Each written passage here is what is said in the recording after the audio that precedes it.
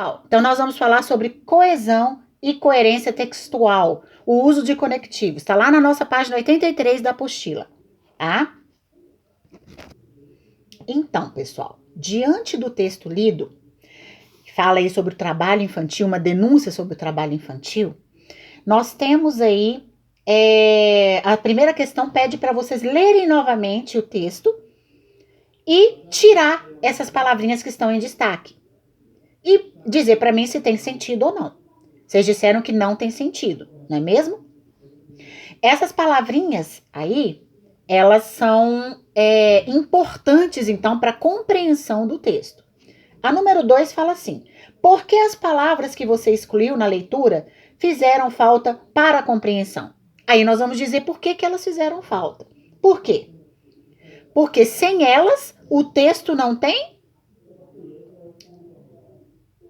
lógica. Não fica estranho? Fica desconexo?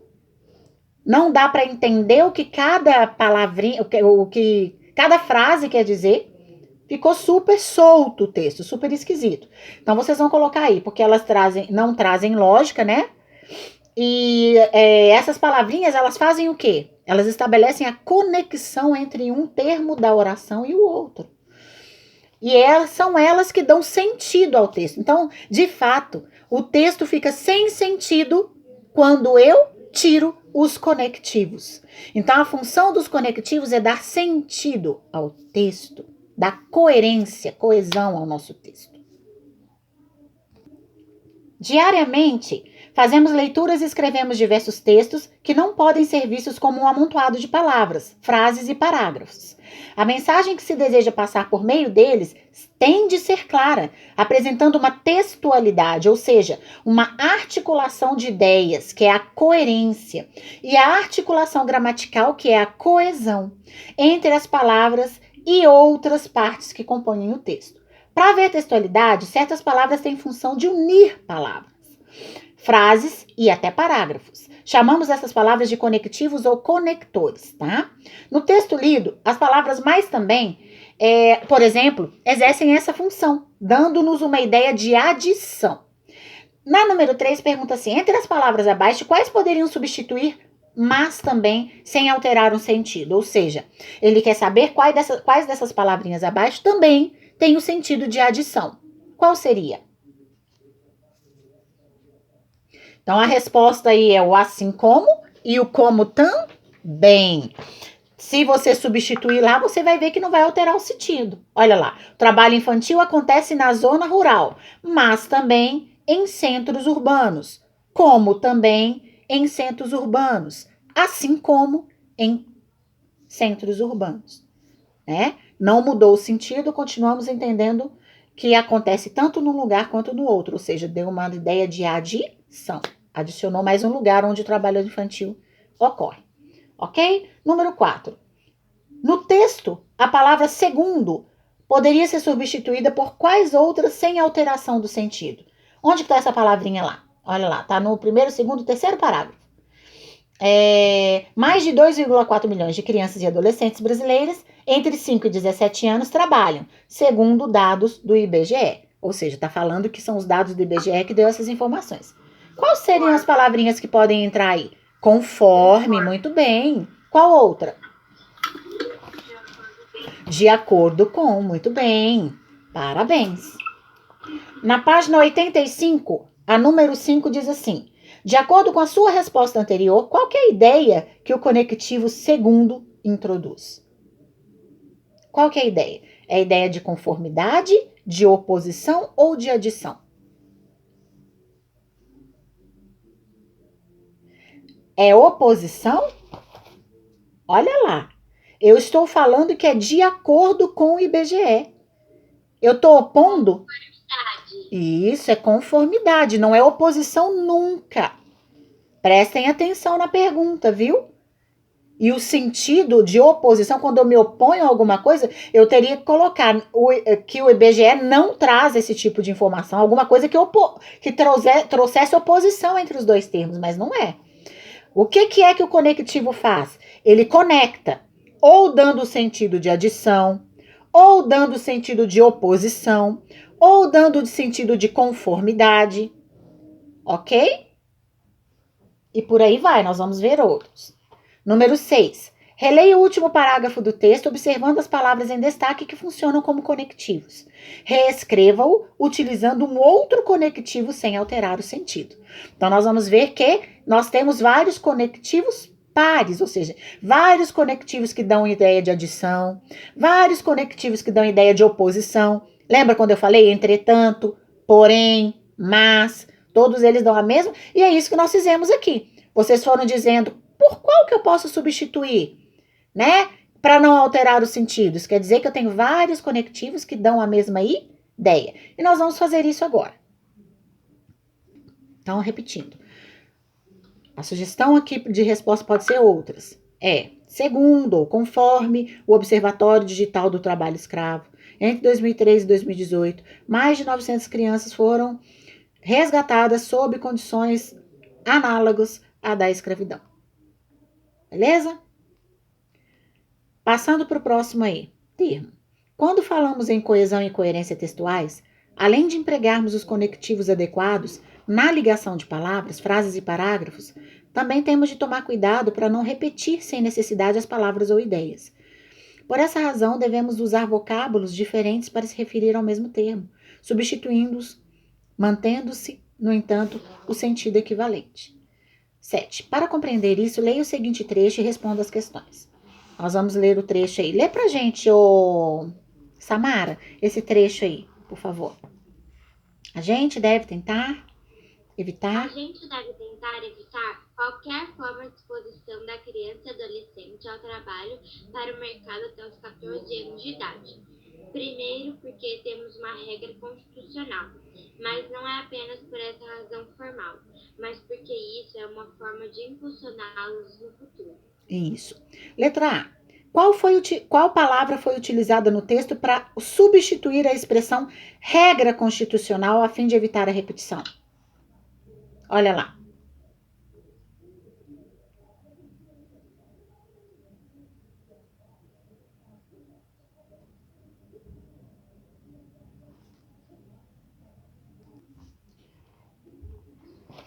Quando eu falo ali essa razão formal, eu estou me referindo à regra constitucional. E o termo que está substituindo o regra constitucional é o pronome essa, que é a palavra que é capaz de substituir um termo na língua portuguesa, é só pronome. Ok? Então, a palavrinha essa. Letra B. Isso é uma palavra que também foi utilizada para evitar a repetição de palavras. Quais são elas?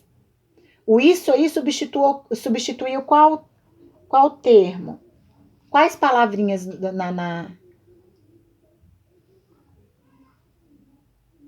o isso? Agora você vai procurar o isso. Estamos na letra B, número 7. Olha lá.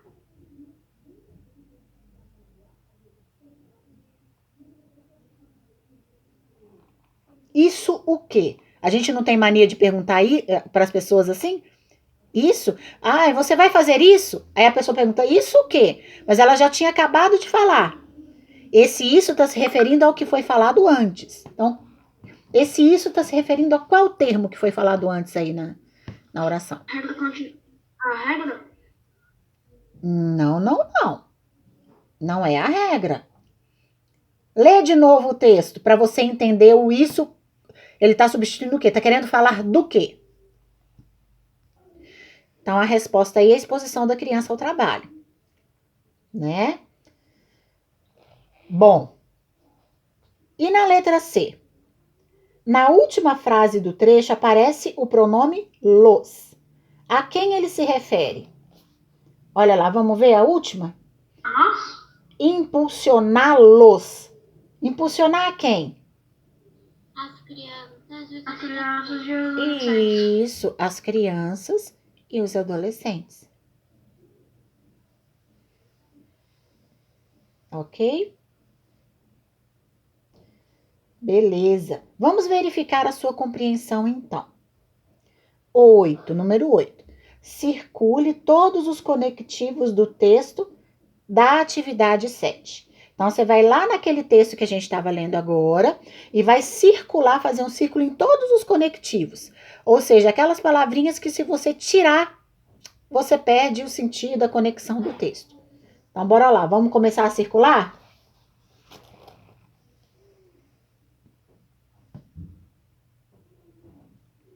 Os conectivos. Primeiro, as preposições também são conectivos, né? A gente começa a perceber isso aqui. Então, de, da, o de, o da, o e. Então, círculo de, círculo da. Criança, o e. Adolescente, círculo ao. Então, circulamos até agora de, da, e ao. Próxima palavrinha aí é o para. Para. De, da, e, ao e para. Até agora. De nada. Depois do para tem o até. Depois do até vem o porquê na mesma linha. Depois do porquê, na outra linha lá embaixo, tem o mas. Se eu tirar todas essas palavrinhas, eu tiro o sentido e a coesão do texto. Depois do mas tem o por. Depois do por tem o mas porquê. Depois do mas porquê tem... Depois circular os dois? Circula os dois. Professora, eu parei no porquê, não entendi o resto. Na linha abaixo, você circula o mas. Depois do mas, você circula o por.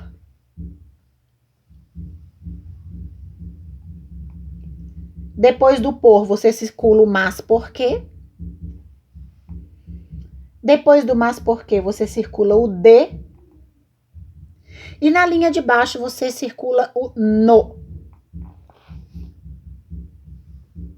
Por que eu circulei já todas aí para vocês? Para vocês já irem tendo a noção dos conectivos, quais são também, né? E agora você vai ler de novo sem essas palavrinhas e vai ver se o sentido vai continuar o mesmo.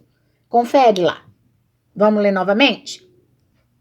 9. Volte ao texto da atividade 7 e destaque um exemplo de conectivo que mostre ideia de oposição, ideia de explicação, ideia de tempo e ideia de finalidade. Agora nós vamos começar a interpretar esses conectivos. Bora lá? Professora, de oposição é mas? Sim, a ideia de oposição é mas. Muito bem. Porque traz uma contradição aí, né? Na verdade, uma oposição. Ele começa falando uma coisa e diz, mas não segue a mesma linha na próxima frase. E a ideia de explicação é o porquê, como a Júlia já colocou aqui no chat. Muito bem. E ideia de tempo? Qual conectivo aí da ideia de tempo pra gente? Olha lá. Tem um só. Qual que dá a ideia de tempo? A Júlia falou até. Até, muito bem. Parabéns. O até. E qual que dá a ideia de finalidade? Finalidade é para quê? Para quê, né? Essa ideia de finalidade, ela dá assim um fim, o porquê que está sendo feito alguma coisa. Qual é o termo que dá a ideia de finalidade? Dos que foram circulados aí. O por não. O por não dá. Vocês circularam o por sozinho? Lá na penúltima linha, né? Mas não é apenas por essa razão, ou seja, por causa disso. Aí dá a ideia de causa. Aí dá a ideia de causa. Não, mas é sempre oposição. Aqui eu quero finalidade. Hã? Não? Não entendi, Heitor. Não. No vai trazer finalidade, gente? Olha lá na segunda linha, quando eu falo assim, Forma de exposição da criança e adolescente ao trabalho para o mercado. O para traz uma finalidade. O trabalho é para quê? Para o mercado. É para esse fim. Então, a palavrinha seria o para. Então, na página 86, vamos estar falando sobre o numeral. Observe os textos informativos a seguir que tratam sobre o problema do trabalho infantil. São 4 textos, 4 pequenos textos. Em cada texto acima há palavras ou símbolos que expressam quantidade, ordem, período de tempo, parte de um todo, quantidade de vezes que uma quantidade é multiplicada. Página 87. Vamos ver se você identifica cada uma delas. No texto 1, quais são as palavras ou símbolos que expressam quantidade e quais expressam parte de um todo? Então, é isso mesmo. 168 milhões, 85 milhões expressam o quê? Quantidade. E o que expressa parte de um todo? A palavrinha metade. Ok? Letra B. No texto 2, quais são as palavras ou símbolos que expressam uma quantidade multiplicada?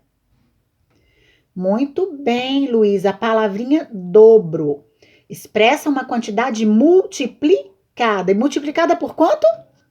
Hein? Por 2, muito bem. Letra C. No texto 3, qual palavra expressa período de tempo? Então, período de tempo é semana. Quem respondeu está de parabéns. Letra D. E no texto 4, qual palavra expressa sequência ou ordem? Primeiro, muito bem. Parabéns. Agora pega o marca-texto e grifa essa partezinha aí, ó. Ao realizar as atividades anteriores, você deve ter percebido que existem palavras que expressam a ideia de quantidade ou de posição numa determinada sequência. Essas palavras são chamadas de numerais. Então, olha aí, na número 2. Em anos anteriores, você aprendeu a classificar esses numerais. Então, observando os numerais escritos nos textos da página anterior, classifique-os. Você vai colocar tudo da letra A à letra E, qual que é o nome de cada um desses numerais. Os que indicam o número de seres, os que indicam o número de vezes quando uma coisa é multiplicada, os que indicam os numerais, a posição deles numa sequência. Completa aí para mim. Veja se vocês lembram dos nomes. Então, nós temos aí que na letra A, cardinal, B, multiplicativo, C, coletivo, D, ordinal e fracionário. Conforme nós fizemos e vocês anotaram os exemplos de cada um aí ao lado da apostila dos parênteses. Ok?